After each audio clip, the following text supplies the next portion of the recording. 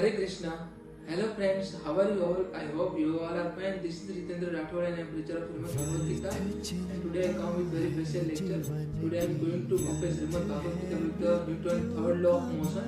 But before I start my lecture, I would like to introduce Shrimad Bhagavad Gita and also read Shrimad Bhagavad Gita. This is Shrimad Bhagavad Gita as it is written by Sri Bhaktivedanta Swami Mahaprabhupada from ISKCON temple.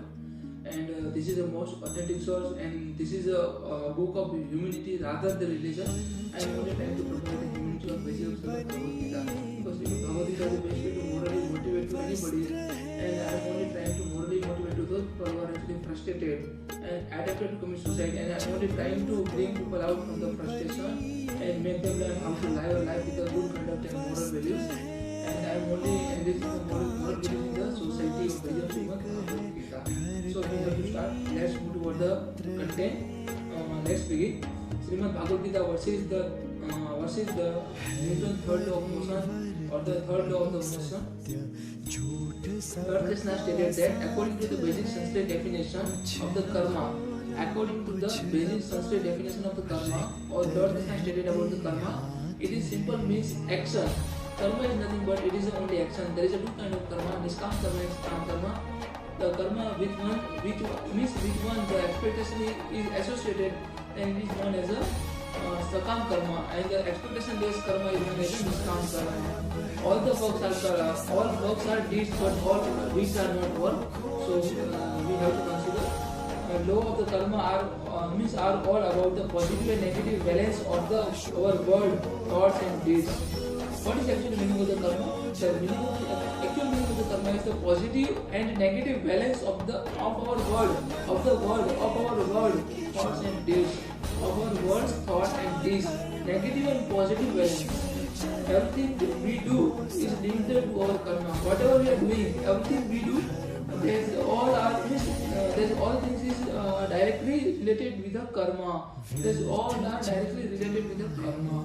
So first one is how we are treated to other people, how we are seeing to our own role in the world, how we are seeing our own role in this world, what is actually our duty, what should we have to do for the society as well as other people. Means what is actually our role, what is actually main purpose of our birth. So this is the second. The way we use the resources or material resources, the way we are using these material resources, and how we develop our character. Means how we are molding our character. This is also important. There is a 12 law of the karma. First one is a great law, sometimes called the law of the cause and effect. Sometimes it is known as a law of the cause and also effect. In the other word, whatever you give out is also what you will receive.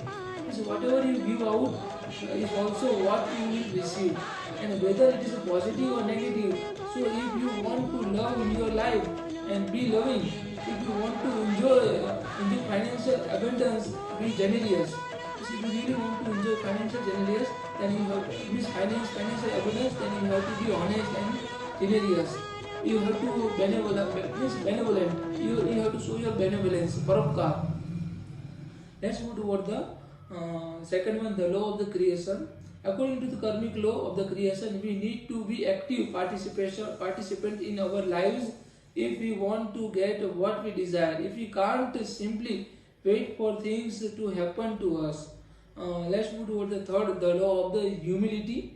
What you need to remember about this karmic rule is that you need to accept the true reality of something before you will ever be able to change it. For example, if you constantly blame others for things that you created, or you see anyone who disagree with you as a villain, and you are out of the step with the reality, you will therefore find it very difficult to make the shift you need. And consistent self-reflections can help you make the law of the humility. Let's move to the fourth law, the law of the growth. If you have ever heard the famous saying, whatever you go, there you are. Means wherever you go, there you are. Means you have already thought about the law of the growth in the certain senses. Means wherever you are going, means at that particular place you are you are situated with that particular place. So here said, wherever you go, there you are. Uh, for fifth one is the law of the responsibility. What kind of responsibility towards the society? It is also law of the karma. The meaning of the karma is often thought of in terms of the law of the responsibility. In the particular, it's helpful to the remember that you are the source of the what happens throughout your journey. What is happening around you is a mirror, and for what is happening with you, that is the sense in which you are responsible for all of your life experience, and whether fantastic or unpleasant.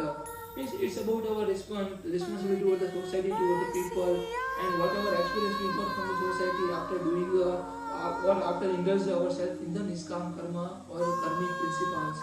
So this is like that law of the responsibility. Let's move toward the law of the connection. If you read this guide because you were wondering how to remove the bad karma of the past life experience, remembering the law of the connection can help you. This law emphasizes the interconnection nature of the past, present, and future, and remind us that our control over the present and the present and future can help all of us to obliterate the bad energy of our past. This is to control our present and our future. Our future is nothing but the actual result of our present decision. So try to control your present. So your future will definitely be changed if you change your present. So it is like that, the law of the connection.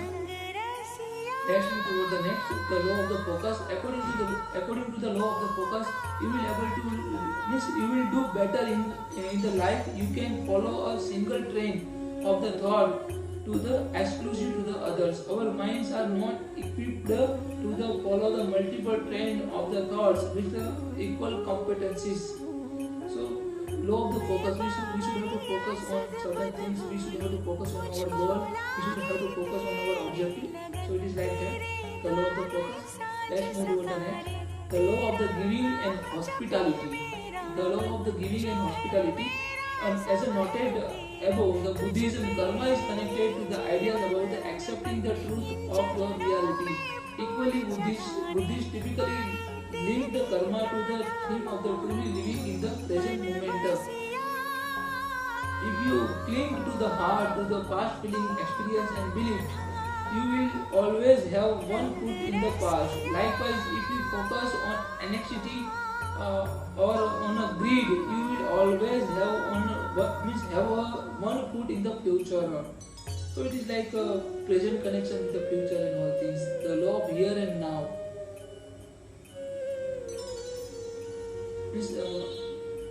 This is like that. And also the law of the giving and hospitality.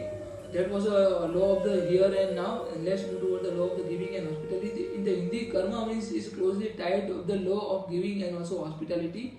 The law teaches that if you believe certain things, then you will naturally be called upon some stage to demonstrate your commitment to that truth.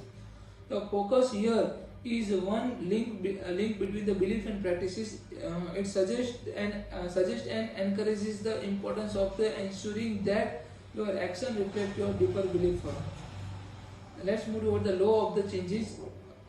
When you think about the law of the change, you connect with a message the universe gives us that what we need, and so you will find that history continually repeats itself until you demonstrate that you have learned what you need to in order to create a different future, sir. And let's move toward the next one, the law of the patience and reward. What is actually meaning of the law of the patience and also reward? To put it succinctly, actually I don't know how to pronounce this spelling. How to spell this? Succinctly, the law of the patience and the reward claims that all of your greatest success requires the consistent hard work. You have to pass from the struggle if you really want to get a success. And that means that you need to be patient, and regardless of your goal in your life, you should have to be patient, and means irrespective of your goal and all things, you have to be patient and you have to pass on the struggle. The law of the patience and the reward claims that all of your greatest success requires the consistent hard work. Let's move toward the next one, the law of the significance and also inspiration. Last but not least, the law of the significance and inspiration is a good law to the reflect on when you need a motivational boost or the start to feel like you don't matter. Means you will definitely get a motivation. You should have to be motivated yourself, and continuously motivating yourself will definitely lead toward you to achieve that particular goal and objective of your life. So it is required. Let's move toward the third law of the motion. Actually, what is actually meaning of the third law of the motion? When our body exerts a force on the second body, means we are pushing the one body and we are attacking on the one body. That particular things or non-living or living thing will definitely reflect on all of us. So here the third law of the motion says when when one body exerts a force on the second body, the second body simultaneously exerts a force equal in the magnitude and also opposite in the direction on the first body. Means every action has an equal and opposite reaction. This is actually meaning of the law of the karma. Every action has an equal and opposite reaction. So this is like that. Conclusion. The Lord Krishna talked about the karma as an action or the work, and Isaac Newton also talked about the work, and the Lord Krishna stated that the karma has a certain result. Means if you indulge in the good work, then or good karma, then you will definitely get a good result. And if you indulge in the bad karma, then you will definitely get a bad result. Similarly, Isaac Newton talked about action as every action has an equal and opposite reaction. Let's move toward the author opinion. This is my personal opinion. Hereby I must have to say that the Shrimad Bhagavad Gita is neither a religious book nor a spiritual book. It is actually a book of pure science and humanity, which make all of us learn how to live our life with good conduct and moral values or moralities. Hence, it is my humble request to all of you, my dearest people, please read Shrimad Bhagavad Gita and follow Shrimad Bhagavad Gita in your daily life rather than put Shrimad Bhagavad Gita in the temple and worship. Means put Shrimad Bhagavad Gita and also worship. It is rather better to follow in our life, so we should have to follow Shrimad Bhagavad Gita in our life.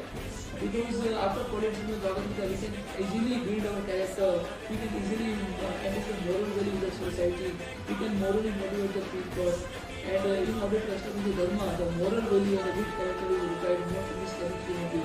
So I am only trying to build the trying to build the character of the people, and trying to understand moral value in the character of the people.